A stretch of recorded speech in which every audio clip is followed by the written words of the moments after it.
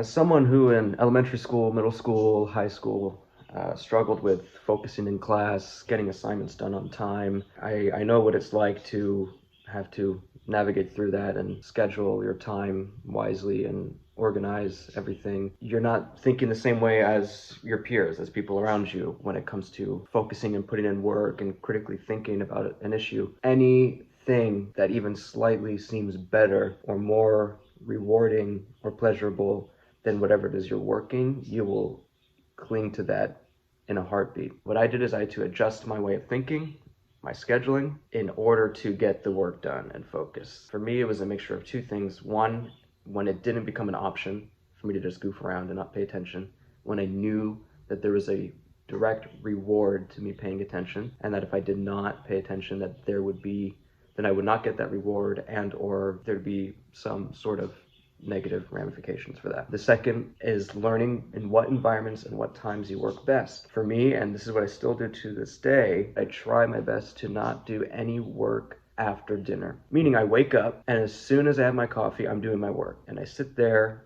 and do it all there with my coffee in the same seat, the same table, until it's done. I know that if I wait, if I say, okay, I'll start at 3 o'clock, I'll start at 2 o'clock, I know it's not getting done. That's what works for me. Taking a time, an environment that you know would help you be more successful and get that work done. And in terms of in class, just take it step by step when you're in class. Note taking never really worked for me. I rarely took notes in college, actually. That's what worked for me. What worked for me was just listening to the professor and trying not to focus on anything else, which I know may be difficult for some, but it comes with doing that over and over again, and asking the professor or teacher questions. Overall, what I'm saying is to learn to work with it yourself like so many people have in the past. This is not a new issue. This has been around for a long, long time. There wasn't always medication to give. There wasn't always experts to assess. And I'm not saying that those things are worthless, because we should appreciate that they're there and we should use them when needed. Try to adapt yourself first. That's my biggest piece of advice. Don't